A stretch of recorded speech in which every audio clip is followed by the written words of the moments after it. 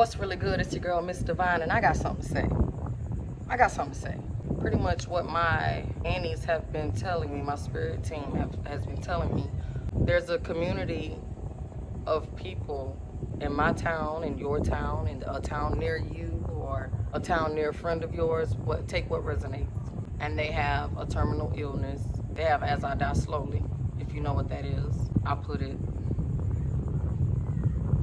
My take on that, or the take that my aunties have given me on that, is no one knows where something like that comes from when you're outside. And when I say outside, I mean when you're outside and you're not using protection, when you're outside and you're being reckless, when you're outside and you just plain don't care.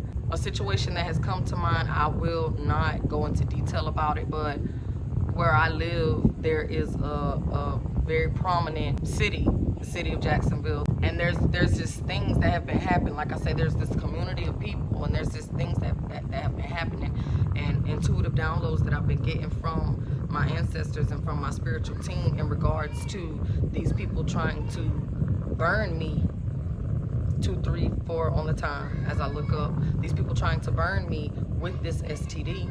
Being a chosen one and being a targeted individual, a victim of gang stalking and a victim of black magic and a victim of voodoo and witchcraftery and all type of bullshittery.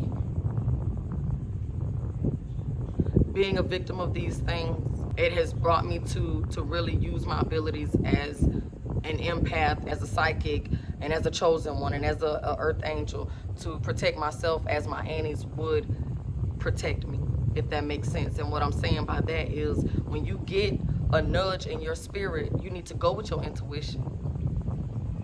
If your aunties have been telling you, leave that mother sucker alone, you should really work on your heart. 333 on the time. You should really work on your heart to leave that mother sucker alone. Sooner or later, you're gonna run into a situation where he was fucking this person, he was fucking that person, he was fucking that person, and one of them persons gave him AIDS, but he might have been the one that got it from somebody else that none of them even knew he was fucking with. That's what I'm saying. It goes back to saying nobody knows where that came from. So if your aunties pull you up out of a situation like that, you just got to get up out of that situation.